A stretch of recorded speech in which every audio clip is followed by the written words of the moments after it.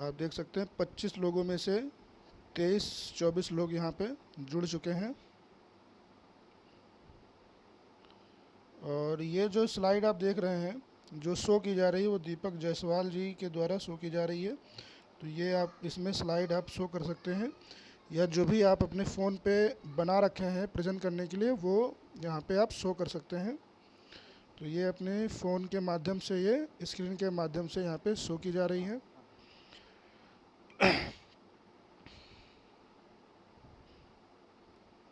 अभी आप देखिए यहाँ पे 25 लोग प्रेजेंट हो चुके हैं मीटिंग में। हेलो, अरे आप बोलिए।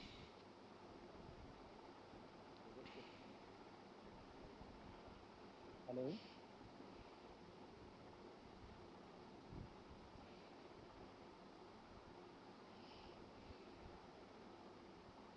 क्या सब लोगों को आवाज़ मेरी आ रही सर? कोई लोग माइक ऑन करके बता दें जरा। हाँ सर, आवाज़ आ रही है आपकी। आ रही है? ओके। तो आपका हमारे आज के इस द्वितीय सत्र में स्वागत है। जैसा कि आप स्क्रीन पे देख रहे हैं,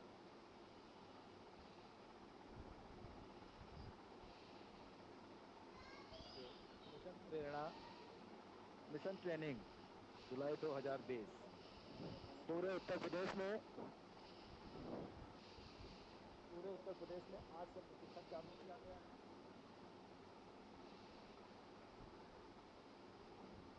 माननीय मुख्यमंत्री योगी आदित्यनाथ जी के द्वारा किया गया।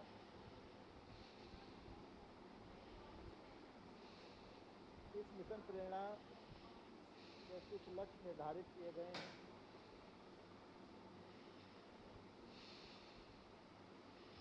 इसमें भाषा और गणित से संबंधित आप सभी लोग पहले से ही विदित हैं कि कक्षा 1 में जो सूची थर्ड व्यक्ति के स्वतंत्र संस्था से जो व्यक्ति आएंगे अवलोकन करने के लिए, वो सूची अपने को लाएंगे, उसमें से कम 5 शब्द बच्चे सही से पहचान लें। कक्षा 2 के बच्चे, उनको जो अनुच्छेद मिलेगा छोटा सा, उसके 20 शब्द प्रति मिनट की दर से पढ़ लें। कक्षा 3 के बच्चे 30 शब्द प्रति मिनट की दर से पढ़ें। कक्षा 4 के बच्चों को अनुच्छेद छोटा मिलेगा, उसमें पढ़ने के बाद जो उस पर प्रश्न किए जाएंगे उसके 75 प्रश्नों का उत्तर दे लें। और कक्षा 5 के बच्चे बड़े अनुच्छेद को पढ़ने के बाद 75 प्रश्नों का उत्तर दे लें, तो समझो हमारा लक्ष्य भाषा का जो है वो पूर्ण हो गया। इसी प्रकार गणित का भी लक्ष्य है।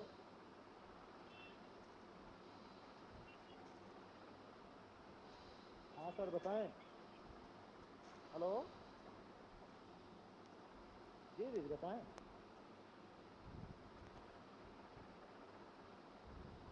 नहीं, आपको आवाज़ नहीं आ रही मेरी?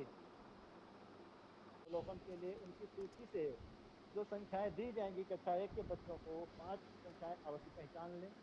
कक्षा 2 के बच्चे 1 अंक का जोड़ एवं घटाना करना जानते हो, जिसके 75% प्रश्न अवश्य हल कर लें, ये बिना हासिल का है। कक्षा 3 के बच्चे हासिल के साथ जोड़ और घटाना करना जानते हो और 75% प्रश्न अवश्य हल कर लें।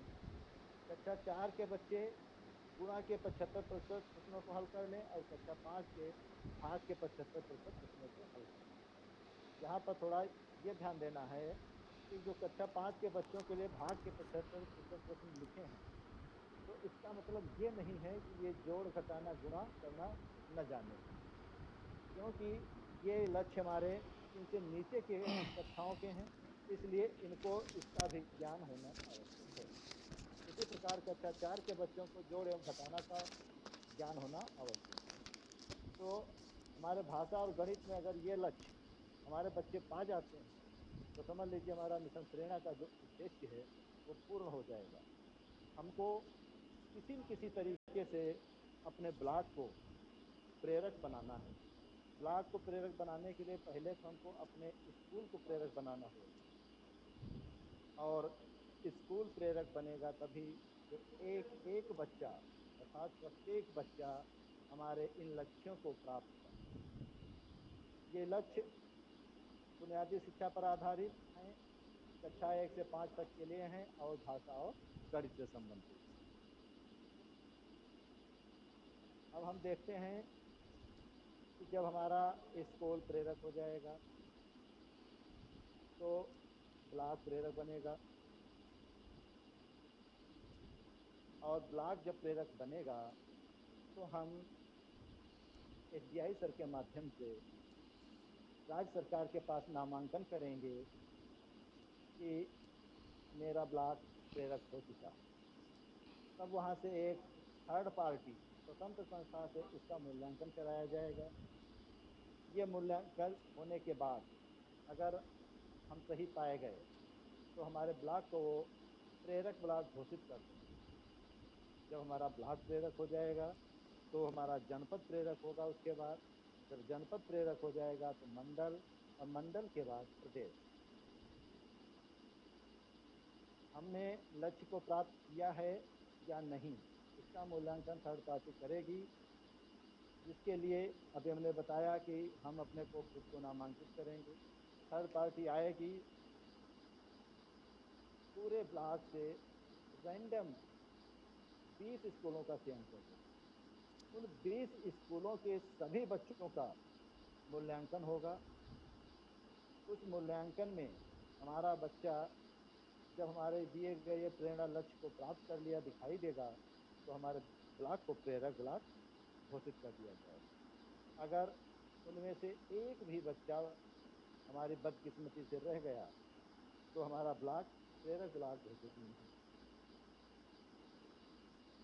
इस मिशन के तहत प्रेरणा सूची में कक्षावार एवं विषयवार लर्निंग आउटकम को परिभाषित किया गया है।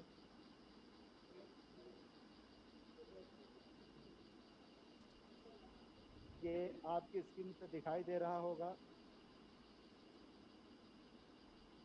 इसमें गणित की सूची दी हुई है। सबसे पहले कक्षा 2, फिर कक्षा 3 दी है साइड में, और इनको हटाने के बाद कक्षा 1 की निकलेगी। कक्षा 2 की सूची में विषय जो हैं इनको 3 भागों में बांटा गया है। पहला है संख्याओं की समझ एवं गणितीय कार्य, दूसरा ज्यामिति और माप, तीसरा सामान्य गणित एवं डेटा संभाल। संख्याओं की समझ पर गणितीय कार्य, इसमें दक्षताएं जो दी हुई हैं।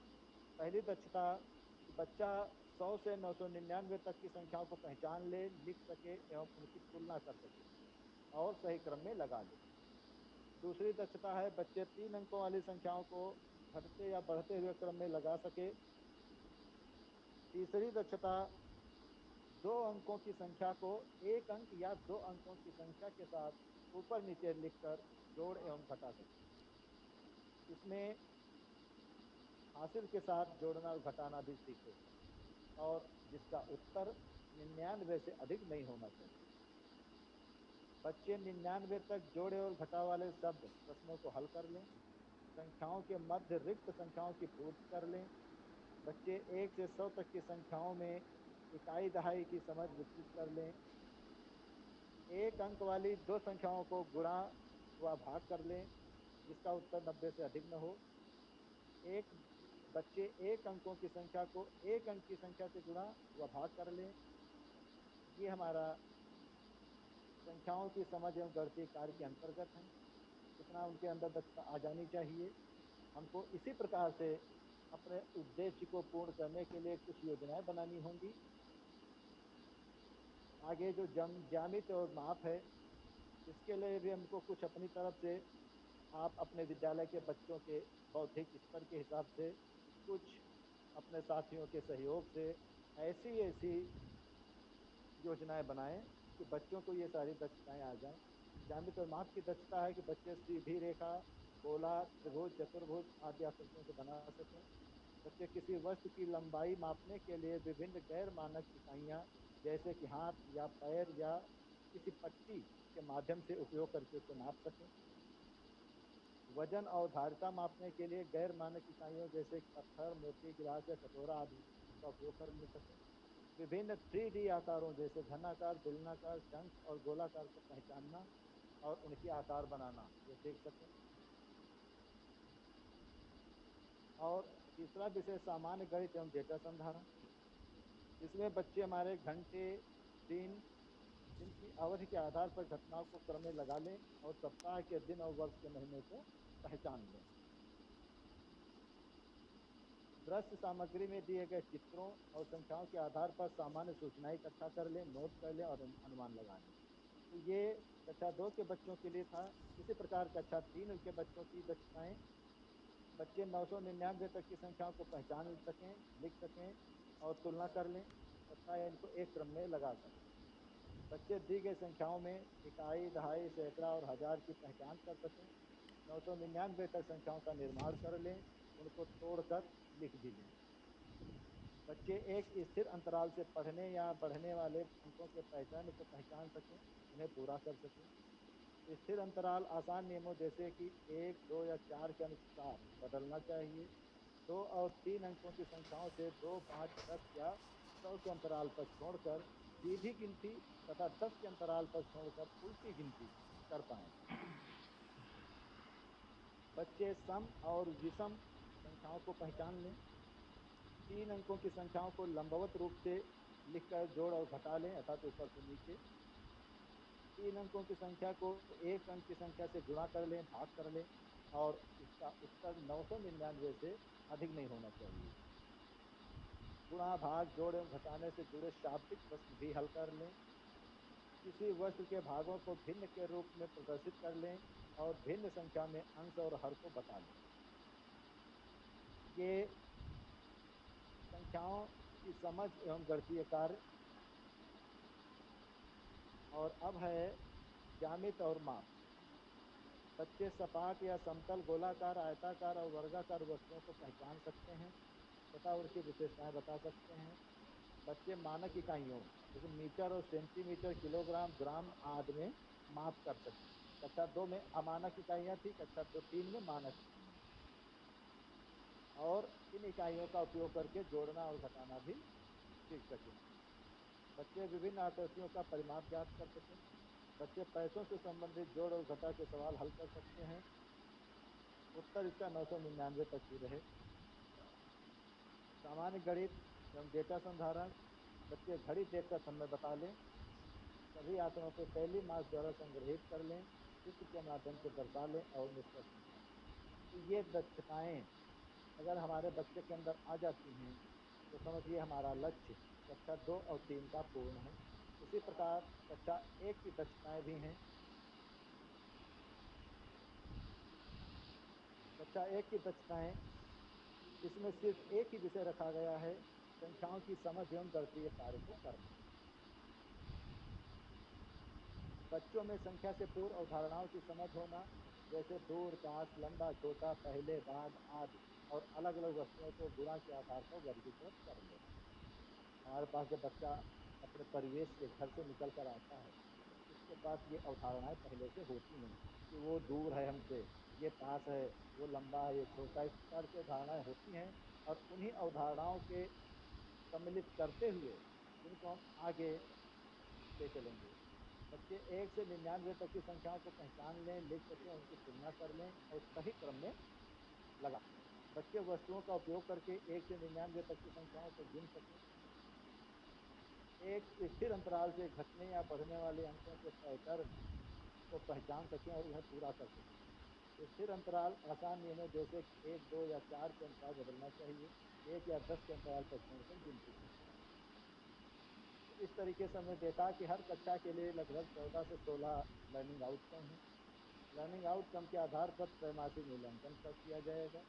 ये मूल्यांकन हम लोग स्वयं करेंगे और थर्ड पार्टी बाद में मूल्यांकन करने आएगा। और मूल्यांकन जब करेंगे हम तो इसका हमको रिकॉर्ड रखना होगा, जो हम प्रेरणा तालिका में दर्शाएंगे। ये प्रेरणा तालिका का उदाहरण है। इसमें आप देख रहे होंगे ऊपर से नीचे पहले विषय लिखे हैं, उसके बाद क्रम संख्या लिखी हैं, फिर दक्षताएं हैं और उसके बाद स्टूडेंट 1, 2, 3, 4 करके बच्चों के नाम हैं। इसमें संख्याओं की समझ एवं गणितीय कार्य, ये पहले विषय जो लिखा है इसमें दक्षताएं लिखी हुई हैं 7। इन दक्षताओं के सामने बच्चों के नीचे कॉलम खाली पड़े हुए हैं। हम 3 महीने के बाद पहले जब बच्चे को हम दक्षता के विकास के कार्य करेंगे, तो 3 महीने पर उसका अवलोकन करेंगे कि संबंधित दक्षता हमारे बच्चे ने संगठित की कि नहीं, इसका जब मूल्यांकन करेंगे। अगर मान लीजिए पहली दक्षता जो है कि बच्चे 100 से 999 तक की संख्याओं को पहचान सकते हैं, लिख सकें, उनकी तुलना कर सकें और उन्हें सही क्रम में लगा सकें। इसकी पहले बच्चे की हम अवलोकन करते हुए उसका मूल्यांकन कर रहे हैं। अगर उसने उस समय ये सब कुछ सही सही कर लिया, तो हम सही का निशान इसमें लगा देंगे और उस महीने का उसको अंकन कर देंगे। जैसे जनवरी में किया तो जनवरी, मार्च में किया तो मार्च, ये लिख देंगे साथ में। और अगर आपको लगता है कि अभी ये दक्षता पूरी नहीं सीख पाया, तो इस खाने को हम पूरा ब्लैंक छोड़ देंगे। इसके लिए फिर दूसरी दक्षता का अवलोकन करेंगे। ऐसे हर बच्चे के सभी दक्षताओं का अवलोकन करेंगे। जिस दक्षता को वो सही कर ले, तो उसमें हम सही का निशान लगा के महीना लिख देंगे, न कर पाए तो खाली छोड़ देंगे। इसी प्रकार हम सभी बच्चों का अवलोकन करेंगे। ये अवलोकन हमारे अध्यापक करेंगे और प्रधानाध्यापक जी इसका चेक करेंगे, इसका निरीक्षण करेंगे। प्रत्येक छात्र के लिए प्रेरणा तालिका शिक्षकों द्वारा त्रैमासिक रूप से भरी जाएगी। प्रधानाध्यापक शिक्षकों द्वारा भरी गई तालिका को प्रमाणित करेंगे और समय समय पर हमारे विद्यालयों में ARP डाइट के लोग या अन्य लोग आएंगे और वो चेक भी करेंगे कि हमारी तालिका विधिवत भरी हुई चल रही है या नहीं, और प्रधानाध्यापक जी ने उस तालिका को पूर्ण किया है कि नहीं, प्रमाणित किया कि नहीं। और अब हम पहुंचते हैं भारत सरकार द्वारा सॉरी उत्तर प्रदेश सरकार द्वारा चलाई गई 3 मॉड्यूल, आधारशिला, दूसरा ध्यानाकर्षण और तीसरा शिक्षण संग्रह। तो पहला मॉड्यूल से आधारशिला, ये हम तीनों इन मॉड्यूल से पूर्व परिचित हो चुके हैं। इसकी परीक्षा भी लगभग दे चुके हैं, सभी लोगों ने दी होगी, शायद कोई छूटा भय रहा हो, कह नहीं सकते। तो पहला मॉड्यूल जो है आधारशिला, इसके अंतर्गत कुछ समाहित किया गया है कि बुनियादी शिक्षा व्यवस्था सुधारने की जरूरत एवं शिक्षा में सुधार की तकनीकें, हिंदी एवं गणित से संबंधित लर्निंग आउटकम, उन्हें बच्चों को सिखाने के लिए गतिविधियां एवं आकलन के तरीके, दैनिक, साप्ताहिक और मासिक स्तर पर पाठ्यक्रम को विभाजित कर पाठ्य योजना बनाना एवं कक्षा को व्यवस्थित करना। अगला है शिक्षण प्रक्रियाओं में बहुत से बच्चों का अधिगम स्तर कक्षा अनुरूप नहीं होता है, इसलिए ऐसे बच्चों को पहचान के लिए और इनके लिए हमको मॉड्यूल ध्यानाकर्षण दिया गया। इस ध्यानाकर्षण के अंतर्गत इस प्रकार के बच्चों का निरीक्षण करके, अवलोकन करके सूचीकरण करेंगे और ऐसे बच्चों की हम सब लोग मदद करेंगे। बच्चा हमारा कक्षा 5 में है, परंतु ज्ञान उसको कक्षा 2 का भी नहीं है या 2 का है, ऊपर का नहीं है, तो ऐसे बच्चों को हम उनको कक्षा 5 के स्तर तक धीरे धीरे लाएंगे। इसके लिए कुछ प्रक्रियाएं अपनाई जाएंगी, वो अभी आपको आगे बताई जाएंगी। ध्यानाकर्षण मूलभूत दक्षताओं में पिछड़े बच्चों की पहचान और उन्हें अधिगम स्तर पर लाने के लिए विशेष शिक्षक अपने निरीक्षण का इस्तेमाल करते हैं। कक्षा में उपचारात्मक शिक्षण के लिए बच्चों का चिन्हांकन, वर्गीकरण, निरंतर अभ्यास, विस्तृत कार्य योजना इत्यादि का उल्लेख इसी हस्त पुस्तिका में किया जाएगा। इसके बाद हमारी आती है तीसरी हस्त पुस्तिका शिक्षण संग्रह, जिसके अंतर्गत उपयोगी रणनीति और योजनाएं रखी गई हैं कि हम कौन सी रणनीति अपनाएं, कौन सी योजना अपनाएं, जिससे बच्चों को दक्षताएं ग्रहण करने में मदद मिले। शिक्षकों की आवश्यकताओं एवं व्यावसायिक विकास के लिए आवश्यक जानकारियों, उपयोगी सूचनाओं एवं शैक्षिक संदर्भों का समावेश, कक्षा को प्रभावी बनाने के लिए योजना निर्माण, सक्रिय पुस्तकालय, शिक्षक डायरी एवं आकर्षक क्लासरूम को कैसे इस्तेमाल करें, शिक्षण में सहायक सामग्री बनाने और उसे कक्षा में उपयोग करने के उदाहरण एवं उनका उल्लेख। के शिक्षण संग्रह हस्त पुस्तिका में समाहित किया गया है। तो ये रहा संक्षिप्त परिचय इन तीनों हस्त पुस्तिकाओं का। और अब हम पुनः लौट के आते हैं अपनी आधारशिला पर, जिसमें बच्चों में भाषा एवं गणित की बुनियादी समझ को बेहतर करने का एक प्रयास किया है। तो हम पहले चलते हैं उनके विकास कार्य की ओर, कि हमारे बच्चे छोटे हैं, शैशव अवस्था में हैं, उनका उनके लिए आधारशिला क्या आवश्यक है और है तो कैसे है। उनके सीखने की गति का एक चार्ट आप देख रहे हैं। पहले थोड़ा थोड़ा बढ़ता है और उसके बाद एकदम सीधा ऊपर कूद जाता है। तब बच्चों की शैशवावस्था में सीखने की तीव्र गति का ये रचनात्मक प्रयोग करके शिक्षा की मजबूत आधारशिला निर्मित करने के लिए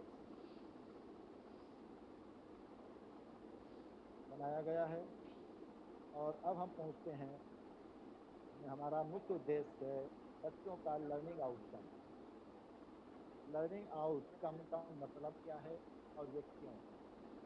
लर्निंग आउटकम का अभिप्राय कक्षा कोर्स कार्यक्रम के अंत में बालक बालिकाओं द्वारा अर्जित ज्ञान और कौशलों से है। लर्निंग आउटकम ये इंगित करते हैं कि सीखने के अनुभव के बाद छात्रों के व्यवहार में कौन कौन से बदलाव आए। लर्निंग आउटकम का मतलब ये है, जो अभी ये दक्षताएं हमको दिखाई गई हैं, ये हमारे बच्चों को आ जानी चाहिए। यही लर्निंग आउटकम है। अब हम लर्निंग आउटकम के स्तर पर चलते हैं। इसके स्तर तीन प्रकार के हैं। एक मुख्य स्तर है केंद्रिक फोकल आउटकम, जैसा कि ये अलमारी जैसी बनी देख रहे होंगे आप। इसका सबसे बड़ा हिस्सा केंद्रिक आउटकम लिखा हुआ है, अर्थात ये मुख्य विषय है। इसमें सीखने के व्यापक क्षेत्रों और कौशलों से जुड़े इनके अंदर कई छोटे छोटे आउटकम सम्मिलित हैं, और वो जो छोटे छोटे हैं वो नेस्टेड आउटकम हैं। ये एक समान प्रकृति के स्तर के लिए बनाए गए हैं। इनको अलग अलग करके रखा गया, और उनके अंतर्गत भी और छोटे छोटे आउटकम हैं जिनको रखा गया है उप आउटकम। ये सीधे कक्षा शिक्षण प्रक्रिया में सुधार को सुनिश्चित करने के लिए विकसित किए गए हैं। तो हमारे आउटकम तीन तरह से हैं। एक तो सब मुख्य रखा गया, उसके अंदर को उसके भाग, और उनके अंदर पुनः उनके भाग। तो जो ये मुख्य आउटकम है भाषा का, इसके चार ये हैं। पहला, बच्चे मुखर हैं, वे सुनकर समझते हैं, अभिव्यक्ति के लिए मौखिक विधाओं का प्रयोग करते हैं और खुले प्रश्नों का उत्तर भी देते हैं, जैसे क्यों, ये क्यों हुआ, ये कैसे हो गया, अगर ऐसा होता तो क्या होता। हमारे बच्चे भी कुछ कह सकते हैं।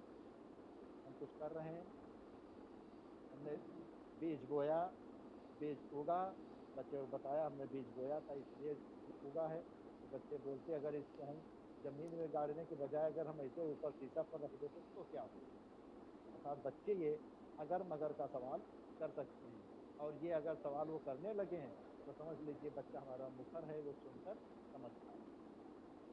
दूसरी आउटकम, बच्चे रुचि से विविध विधाओं की सामग्री पढ़ते हैं और उसे उस पर आधारित जानकारी, तर्क व कल्पना आधारित प्रश्नों के उत्तर मौखिक व लिखित रूप से देते हैं। बच्चे स्वयं के भाषा उपयोग में त्रुटियां निकालकर सुधार सकते हैं और मौखिक व लिखित संदर्भों में भाषा का उपयोग कर सकते हैं। बच्चे अनुभवों, भावनाओं व कल्पनाओं को मौखिक या लिखित अभिव्यक्तियों के रूप में दे पाते हैं। अर्थात जो कुछ भी हमने सिखाया, भाषा ऐसी है, बच्चे मौखिक रूप से उसका प्रयोग करते ही करते हैं। कक्षा एक में इस भाषा को समझने के बच्चे मुखर हैं, वे सुनकर समझते हैं, क्या, क्यों, कैसे, अगर आदि का प्रश्न का उत्तर देते हैं। तो इसके अंतर्गत इसके छोटे छोटे भाग हैं, और कक्षा एक में उसका एक भाग रखा गया है कि बच्चा सुनकर समझ ले, उस पर अपनी प्रतिक्रिया दे ले, और मौखिक शब्दावली या मौखिक अभिव्यक्ति का वर्णन कर ले। इसके भी छोटे छोटे खंड हैं, जिसमें पहले है कि इस कक्षा एक के स्तर के बच्चे पाठ सुनकर घटनाओं और पात्रों के बारे में प्रत्यक्ष तौर पर आधारित प्रश्नों का जवाब दे लें। दूसरा, खुद के बारे में और साधारण स्थितियों के बारे में घर की भाषाओं में बात करें। तीसरा है वस्तुओं का वर्णन कर लें, किसी चित्र के बारे में कुछ वाक्य अपनी भाषा से बोल सकें। और चौथा है अपने स्तर की कहानियों और कविताओं का आदर्श वाचन करते हुए उनको समझ लें कि हमारे कक्षा 1 के बच्चों के लिए भाषा का मुख्य फोकल लर्निंग आउटकम है। अब हम आते हैं कि भाषा जो है हमारे बच्चों के लिए क्या है और क्यों। आप जैसा देख रहे हैं स्क्रीन पर कि भाषा वो साधन है जिसके द्वारा हम अपने विचारों का आदान प्रदान करते हैं। जब आप कहें अगर भाषा न होती तो मैं कैसे आप तक अपने विचार भेजता, या आप लोगों के विचार हम कैसे सुनते। ये सोचने, महसूस करने और चीज़ों के जुड़ाव के रूप में माध्यम का काम करती है। भाषा के माध्यम से ही हम लोग कुछ सोचते हैं, महसूस करते हैं और किसी चीज़ से अपना जुड़ाव महसूस करते हैं। अब भाषा के कितने रूप हैं? आप सभी जानते हैं कि भाषा के दो रूप हैं, मौखिक और लिखित। मौखिक भाषा अर्थात बोलकर, और लिखित अर्थात लिखकर। अब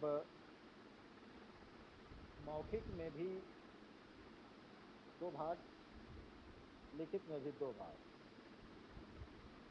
आप लोगों ने बहुत पहले पढ़ा होगा कि वो पद, सुनना, बोलना, पढ़ना और लिखना, अर्थात भाषा के सीखने और सिखाने के क्रम चार हैं, जिसके दो, सुनना और बोलना, ये दोनों मौखिक के अंतर्गत, पढ़ना और लिखना लिखित के अंतर्गत। जब बच्चा स्कूल आए तो हम पहले उसको कुछ सुनाएं, उससे कुछ सुने, न कि सीधे उसको उसकी कॉपी पर हमने लिख दिया अ आ इ, या दो या तीन या एक वर्ण, और बच्चे से कह दिया बेटा इसको दोहराओ, तो हम तो सीधे लिखना पर पहुंच गए। अगर हमको जापानीज भाषा में कोई अक्षर बता दिया जाए तो कहा जाए इसको लिखो, तो शायद हमको भी दिक्कत जाएगी, क्योंकि हम उस भाषा से अनभिज्ञ हैं। इसी प्रकार हमारा बच्चा भी इस भाषा से या किसी भी भाषा से अपने को अनभिज्ञ ही महसूस करेगा। तो बच्चे को पहले हम सुनाएं, उसकी सुने, और जब सुनाएंगे सुनेंगे तो हम उसमें वार्तालाप भी होगा। वार्तालाप के द्वारा बच्चा बोलने के लिए प्रोत्साहित होगा और कुछ न कुछ बोलेगा, तो उसको बोलना सिखाएंगे। जब सुनना और बोलना जब बच्चा सीख जाता है तब हम उसको पढ़ने पर ले जाएंगे। पहले अक्षर को पढ़ाएंगे, सिखाएंगे उसको पढ़ना, और जब पढ़ना सीख ले तब हम लिखना सिखाएंगे। ये चार क्रम हैं। इन चारों क्रमों का पहला क्रम जो सुनना है, इसको जब बच्चा अपने आसपास की ध्वनियों को सुनकर पहचान ले, उनमें अंतर करने लगे और सुनी गई बातों का मतलब समझने लगे और उस पर सटीक प्रतिक्रिया देने लगे, तो समझ लीजिए उसको सुनना की दक्षता आ चुकी है। अर्थात जैसे बच्चा आया, किसी जानवर की आवाज़ हुई, उसने सुना और बता दिया ये फला जानवर की आवाज़ है, गाय की है, भैंस की है, कुत्ता की आवाज़ है, बिल्ली की है। हमने बच्चे का नाम लेकर पुकारा, उसने तुरंत हमारी तरफ देखा, इसका मतलब वो हमारी बात को सुनकर समझता है और सटीक प्रतिक्रिया दे रहा है। इसके लिए हमको कुछ करना होगा। कुछ ये उदाहरण यहाँ पर हैं, आप इनसे अतिरिक्त भी कुछ कर सकते हैं। प्रारंभ में बच्चों को उनके स्तर से कविताएं और कहानियों या गीतों को सुनाएं, और उनकी भी कविताओं को सुने। स्वर व्यंजन की ध्वनियों को सुनकर समझने और उसमें अंतर करने से पर्याप्त अवसर दें। समान ध्वनियों वाले शब्दों को सुनाएं और उन्हें बोलने के लिए प्रोत्साहित करें। शिक्षक बच्चों से उनके परिवेशी अनुभवों, घर परिवार, परिवार के सदस्यों, पसंद नापसंद, मेलों, त्योहारों आदि पर बात करें। अब उनसे हम बात करते हैं कि आपके घर में कौन कौन लोग हैं, कौन क्या करता है, आपको क्या पसंद है, क्या नहीं पसंद है, क्या मेला देखना अच्छा लगता है, आपको कौन कौन से त्योहार अच्छे लगते हैं, इस प्रकार से प्रश्न करेंगे तो बच्चा कुछ न कुछ छोटा उत्तर देगा। प्रश्न करते समय इतना ध्यान दें कि बच्चे से ये न पूछें कि आज आपने क्या खाया। हो सकता है कोई बच्चा कह दे कि हम दाल रोटी खा के आए, कोई कह दे कि हम नमक रोटी खा के आए। तो इसमें जो नमक रोटी बताएगा उसको अपने दीन भावना का एहसास हो। इसलिए हम डायरेक्ट ऐसा प्रश्न नहीं करेंगे। उनसे पूछेंगे बेटा भोजन में तुमको क्या-क्या अच्छा लगता है? वो तुम्हें कुछ भी बता सकता है, दाल, खीर, फल में क्या अच्छा लगता है, मीठा में क्या अच्छा लगता है। इस तरीके से क्या पसंद और नापसंद हम पूछ सकते हैं। बच्चों से सरल प्रश्न करें जिससे बच्चे उनको आसानी से उत्तर दे सकें। विभिन्न प्रकार की ध्वनियों को सुनकर उनसे अंतर पहचानने का अभ्यास करें। सरल निर्देशों को सुनकर उनमें अनुक्रिया देने का अभ्यास करें। जब इतना सब कराएंगे और बच्चा ये सब करने लगेगा तो समझ लीजिए उनको सीखने की दक्षता या सीखने का जो पहला क्रम है वो बच्चे हमारे उसमें माहिर हो चुके हैं। दूसरा है बोलना। जब बच्चा सुन लेगा तो वो बोलना भी साथ में सीखेगा। बच्चा अपनी बात विचारों को सोचकर सटीक शब्दों का चयन कर उचित हाव भाव, प्रवाह, क्रमबद्धता, तार्किकता व व्याकरणिकता के शुद्धता के साथ दर्ज करने लगेगा। जब वो दूसरों की बातों को सुनकर समझकर सटीक और प्रभावी प्रतिक्रिया देने लगे तो समझ लीजिए उसको बोलने की दक्षता आ चुकी है। इसके लिए हमें बच्चों को परिचित परिवेश या परिचित वस्तु या परिचित चित्र दिखाकर उन पर बात करनी होगी। अब परिवेश की बात है तो ऐसा नहीं हमारा बच्चा गांव का है, वो कथौना तक नहीं जानता लेकिन हम उसको सीधे हरदोई पहुंच गए, उससे पूछने लगे हरदोई में चौराहे पर क्या है, बच्चा नहीं बता पाए। उसको उसी के गांव से संबंधित पूछिए कि तुम्हारे घर के बाहर क्या क्या है, कुछ ना कुछ तो बताएगा ही जो उसको याद आएगा। चित्र कथाओं को दिखाकर कहानी बताएं और कहानी को आगे बढ़ाने को कहें। जैसे खरगोश और कछुआ की दौड़ वाला चित्र कथा, प्यासा कौवा की चित्र कथा, इस तरीके से सिखाएं और अधूरा छोड़ दें। बच्चे से पूछें अब बताओ इसके आगे क्या हुआ होगा, तो बच्चा कुछ तो अनुमान लगा के बोलेगा, गलत बोले सही बोले कुछ भी बोले, गलत बोलता है तब भी ठीक। हमको उसको सिर्फ बोलने के लिए प्रोत्साहित करना है। वर्णों के साथ उसके चित्रों को पहचान कर बोलने को कहें और शब्दों के साथ भी उनके चित्रों को पहचान कर बोलने को कहें। अगर हमने बोर्ड पर का लिख दिया और आगे कमल का फूल बना दिया तो बच्चों से उससे पहचान कर बोलने को कहें, बच्चा बोलेगा।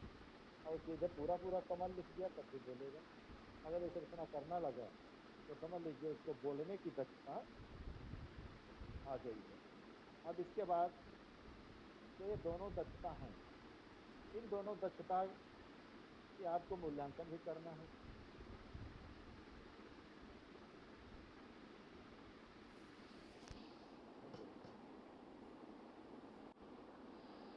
एक पहला घटक की सुनी गई बातों पर अपनी अनुक्रिया देना, चिंतन के लिए बातचीत करना, अपने अवलोकन और दैनिक अनुभव साझा करना, सुनी गई बातों को अपने शब्दों में व्यक्त करना और बातचीत के दौरान नए नए शब्दों का चयन करना। ये इस तरीके से 5 घटक हैं।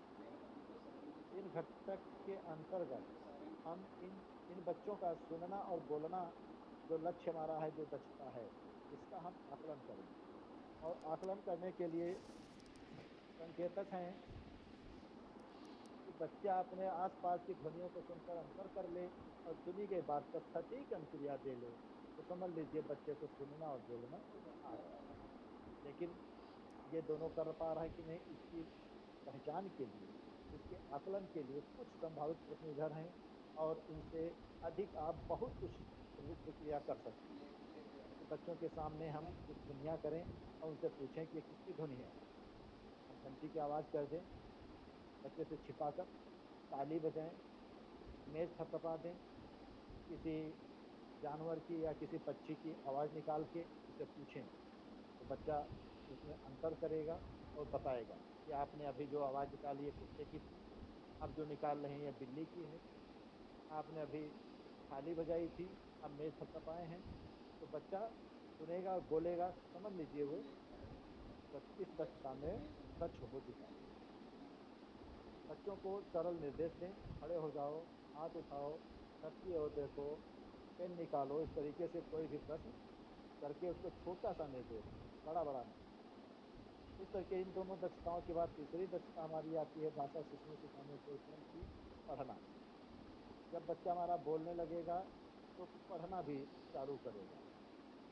इसके लिए उसके अंदर दक्षता होनी चाहिए कि जब बच्चा प्रवाह के साथ समझते हुए पढ़ता है, अनुमान लगाता है, पूर्व ज्ञान से जोड़ते हुए चलना, प्रश्नों के जवाब देना, मन में पढ़ी गई सामग्री चिट्ठी बनाना, रोल प्ले, चित्रीय संयोजन, पाठ की संरचना पहचानना, प्रश्न पूछना, सार निकालना और स्वयं निगरानी करना, ये सब सीख जाता है, समझो बच्चा हमारा पढ़ना सीख चुका है।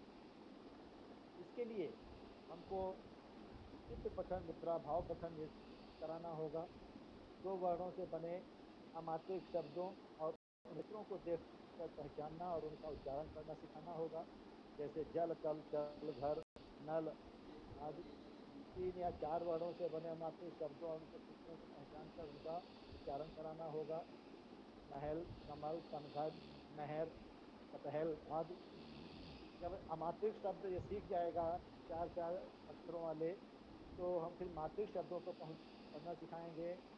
उसमें भी पहले आ की मात्रा, फिर ई, इस तरीके क्रम से उसको बढ़ाएंगे। आम, काम, ताला, नाला, फिर इमली, किताब, इस तरीके से चलेंगे। फिर कील, इस तरीके धीरे धीरे मात्राओं वाले शब्द पढ़ाएंगे। जब ये शब्द वो पढ़ने लगेगा सभी मात्राओं वाले, तब उसको हम छोटे वाक्यों को पढ़ना सिखाएंगे और छोटे वाक्यों को पढ़ते पढ़ते धीरे धीरे वो अनुच्छेद पढ़ना लगेगा, अर्थात समाचार पत्र को पढ़ना सीख जाएगा। जब बच्चा हमारा पढ़ना सीख ले, तब हम उसको लिखने पर ले चलते हैं। तब उसको हम लिखने पर ले चलेंगे।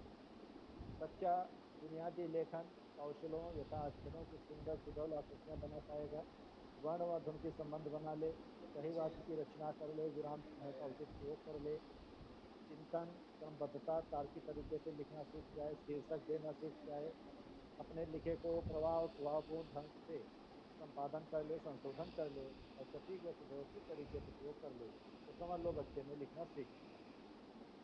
इसके लिए हमको अमात्रिक शब्दों को लिखना होगा, फिर मात्रिक शब्दों को, फिर छोटे वाक्यों को, उसके बाद किताब से नकल करवाना, फिर हम बोलेंगे वो लिखेगा शिल्पलेख, और उसके बाद उसको कह दो जो तुम कुछ सोच रहे हो वही लिखो, अपने मनोभावों को लिखो। इस तरीके से बच्चा सीखेगा। लिखने की अमात्रिक शब्दों को भी लिखने से पहले हम बच्चे को लिखने का अभ्यास कराने के लिए उससे आड़ी तिरछी रेखाएं खिंचवाएंगे, गोला बनवाएंगे, वक्राकार रेखाएं खिंचवाएंगे। बच्चे के पास हो सकता हो कापियां ना हो, आप ये कह सकते हैं कि हमारा बच्चा कापी नहीं लाता, हम इसको कैसे पढ़ेंगे। आप परेशान ना हो, आपके पास ग्रीन पट्टी है, आपके कमरे में ग्रीन बोर्ड है, ब्लैक बोर्ड है, व्हाइट बोर्ड है। व्हाइट बोर्ड का प्रयोग बच्चों से ज़्यादा न करवाओ, बाकी ब्लैक बोर्ड और ग्रीन बोर्ड का प्रयोग कराओ। चाक आपकी खर्च होती है, होने दो। कुछ भी लिखे, लाइनें खींचता रहे, कोई बात नहीं, खींचेगा बिगाड़ेगा, धीरे धीरे उसकी लिखने की आदत बनेगी और उससे धीरे धीरे वो अक्षरों को, वर्णों को, शब्दों को, वाक्यों को ये सब लिखना सीख जाएगा। जब बच्चा पढ़ना और लिखना सीखेगा, तो इसके हम आकलन भी करेंगे। जिस तरीके सुनना बोलना का आकलन किया था, बच्चा वास्तव में सीखा है कि नहीं, इसके आकलन करने के लिए कुछ संकेतक दिए गए हैं। इसका पहला संकेतक है, विभिन्न पठन सामग्रियों के प्रति सहज ही आकर्षित होते हैं और पढ़ते हैं। रंग के आधार पर चित्र बनाना, दिए गए चित्रों की विशेषता के बारे में बताना, मिलान करना या संक्षिप्त वर्णन करना, जैसे चित्र का रंग कैसा है, आकार क्या है, कैसा है, नाम क्या है।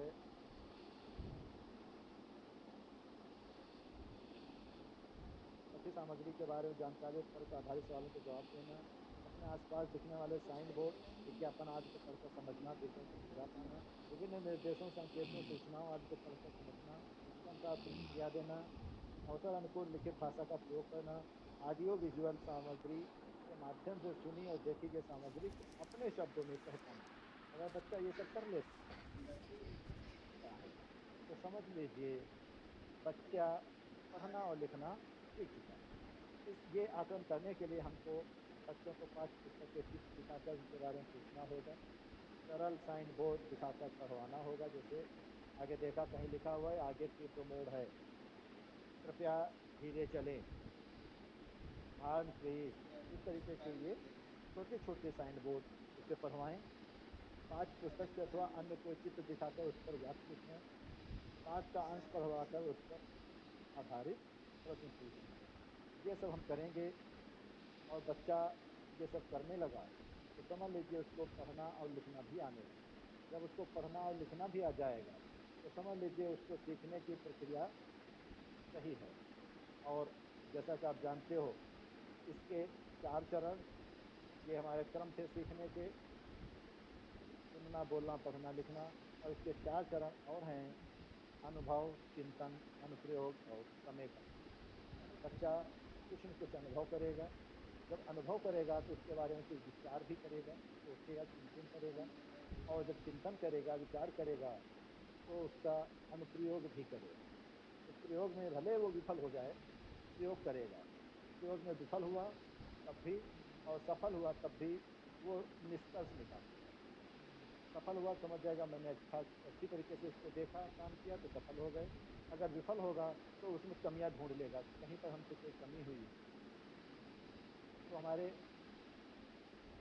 इस सीखने की प्रक्रिया के चरण, भाषा का हमारे विकास हमारे मस्तिष्क में खास प्रक्रिया द्वारा होता है। ये चारों प्रक्रियाएं हैं और इन चारों प्रक्रियाओं के बारे में सीखने की प्रक्रिया के जो पहले चरण 2 अनुभव और चिंतन, किन्हीं रोचक और चुनौतीपूर्ण क्रिया में भाग लेकर अनुभव प्राप्त करना। बच्चे को कोई वैसा काम दो, मिट्टी, गीली मिट्टी दो, कह दो इसके जो है फल बनाओ, केला बनाओ, आम बनाओ, तो बच्चा कुछ उसमें अनुभव प्राप्त करेगा, बनाएगा, गलत बनेगा, सीखेगा, फिर से बनाएगा, उसको अनुभव मिलेगा। और जब कार्य करेगा तो उसके बारे में सोचेगा, उसका विश्लेषण करेगा, विविध प्रकार के सवाल करेगा और चिंतन करते हुए अगला जो अनुप्रयोग है पुनः अनुप्रयोग पर जाएगा।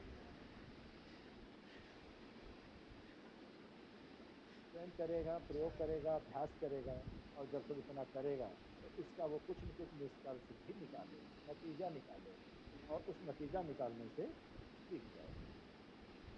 तो हमको ज़रूरत है कि बच्चे को उसके उस परिवेश तक पहुंचाने का, उसको मौका देने की। और अब आता है हमारे विद्यालय में जो बच्चों को, कक्षा 1 के बच्चों को किताब दी गई है, उसमें वर्णमाला गीत। उस वर्णमाला गीत में लर्निंग आउटकम है दी गई सामग्री चित्रग्रस्त से पैटर्न बनाना, सुनकर समझना और फिर प्रतिक्रिया देना, समान ध्वनि वाले शब्दों को पहचानना, पूछने पर ऐसे शब्दों की सूची प्रस्तुत करना। तो इसके लिए वही क्रम जो अभी बताया था कि अनुभव, चिंतन, अनुप्रयोग और निष्कर्ष। अनुभव करेगा, इसके लिए बच्चे को गतिविधियां करवा सकते हैं कि बच्चों को मैदान में ले गए, बच्चों से कह दिया इसमें से एक लोग कंकड़ उठाओ, कुछ लोग तीलियां लकड़ियां उठाओ, पत्तियां उठाओ। बच्चे उठा करके लाएंगे, उनको समूह में बिठाएंगे और उनसे कहेंगे हाँ बेटा आप क्या चिल्लाएं, कहेगा कंकड़, तो हमने बोर्ड पर लिखा कंकड़। कितने लाएं गिन के बताओ, गिनेगा, उसकी संख्या लिखेंगे। पत्तियां, पत्ती लाएं, पत्ती का एक चित्र भी बना सकते हैं। इस तरीके से बच्चे को इससे परिचित कराएंगे। बच्चे को चिंतन के लिए 2-3 अक्षरों का शब्द बनवाएंगे बच्चों से। बच्चों द्वारा बोले गए शब्दों को हम बोर्ड पर लिखेंगे। इन शब्दों को बोलकर बच्चों से पूछे कौन कौन से शब्द तुम्हें अच्छे लगे और क्यों अच्छे लगे। शिक्षक कोई सरल शब्द बोल दे और उससे कह दे कि इसी तरीके के शब्द आप बोले। हमने बोल दिया ताला, अब उससे पूछ रहे हैं तो कहेगा लाला, ताला, जाला। कोई जरूरी नहीं वो सार्थक शब्द बोले, निरर्थक भी बोले, बोलने दो। फाला कह दे, फाला कह दे, बोलने दो, क्योंकि बच्चे को उसके बारे में हमको कुछ न कुछ सिखाना है। बच्चों से अनुप्रयोग भी करवाने हैं, बच्चों को किसी एक वर्ण से शब्द बोलने को कहेंगे। शिक्षक खुद एक शब्द बना सकते हैं और श्याम पत्र पर लिख देंगे। जैसे हमने क से लिख दिया कल, तो बच्चे और कुछ भी लिख सकते हैं। पा से हमने लिख दिया फल, बच्चों से कह दिया फिर इसके समान ध्वनि वाले बनाओ। नल, जल, उस समान ध्वनि वाले बनाने हल। और अंत में बच्चों से कहें, बच्चे अपने इन शब्दों को कापी पर उतार लेंगे और पढ़ने के लिए हम कहेंगे जो है हमारा इसका निष्कर्ष रहे। तो इस तरीके से ये जो आधारशिला के अंतर्गत भाषा से संबंधित है ये आपको बताया। और अब इसके आगे गणित के लिए हम अपना माइक दे रहे हैं श्री जायसवाल सर को। अब आपको जायसवाल सर बताएंगे। लीजिए सर।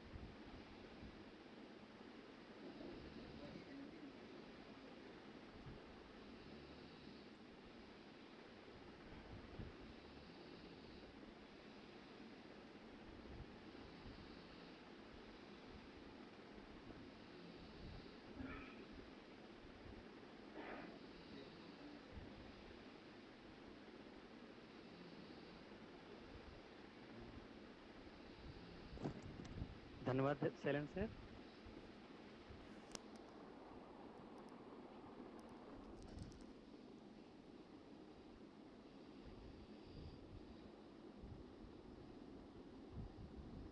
बच्चों के तमाम खेल ऐसे हैं जिनमें वो सैकड़े से लेकर हजार तक का हिसाब रखते हैं।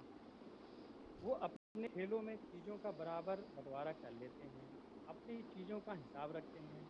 छोटा बड़ा कम ज़्यादा आगे पीछे ऊपर नीचे समूह बनाना, तुलना करना, गणना करना, मुद्रा की पहचान, दूरी का अनुमान, घटना बढ़ना जैसी तमाम अवधारणाओं से बच्चे परिचित होते हैं। हम बच्चों को प्रतीक ही सिखाते हैं, उनके अनुभवों को प्रतीकों से जोड़ना महत्वपूर्ण है। गणित द्वारा कौशल का विकास। गणित शिक्षक का प्रमुख उद्देश्य गणितीय सोच का विकास करना है। यहाँ पे एक बात बताना बहुत ज़रूरी है कि जब तक बच्चों के पास भाषा का ज्ञान सही तरीके से नहीं होगा, तब तक वो गणित शिक्षा सही तरीके से नहीं कर पाएंगे। तो सबसे पहले हमें भाषा पे ज़्यादा जोर देना चाहिए, क्योंकि अगर वो सही है तो फिर गणित शिक्षा में कोई ज़्यादा प्रॉब्लम नहीं है। बहुत से बच्चों का बैकग्राउंड ऐसा होता है कि उनके घर में ये चीज़ें ज़्यादा होती है। जैसे मान लें किसी के यहाँ किराने की शॉप है, तो वो देखता है कि डेली ऐसे माहौल में रहता है जहाँ जोड़ना घटाना होता रहता है। तो उस बच्चे को ये 2 चीज़ें तो ज़्यादा दिक्कत नहीं होती है।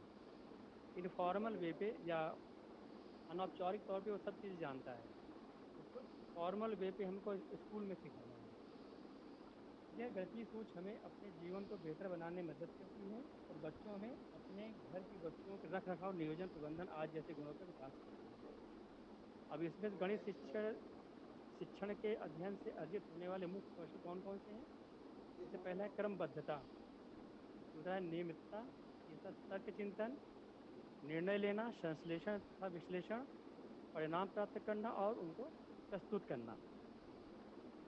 ऐसे कौशल जो है गणित शिक्षण से प्राप्त होते हैं। आरंभिक स्तर पर बच्चों के गणित कौशल से निम्नलिखित 5 आउटक्रम विकसित किए गए हैं। ये 5 लर्निंग आउटकम हैं। अपने परिवेश को मात्रात्मक रूप से देखने व समझने के लिए संख्याओं का प्रयोग करते हैं। संख्याओं के बीच संबंधों को समझकर गणितीय संक्रियाओं का प्रयोग करते हैं। किसी संख्या को हिस्से के रूप में देख पाते हैं तथा संख्या के हिस्से के साथ विविध संक्रियाओं की समझ को व्यक्त करते हैं। बच्चे स्थान व मात्रा के विभिन्न गणितीय पहलुओं को परिवेश की जानकारी को समझने, दर्शाने तथा अपनी कल्पना को अभिव्यक्त करने के लिए करते हैं। समय, मुद्रा और आंकड़ों के महत्व को समझते हैं तथा उनका अपने जीवन को बेहतर बनाने के लिए करते हैं।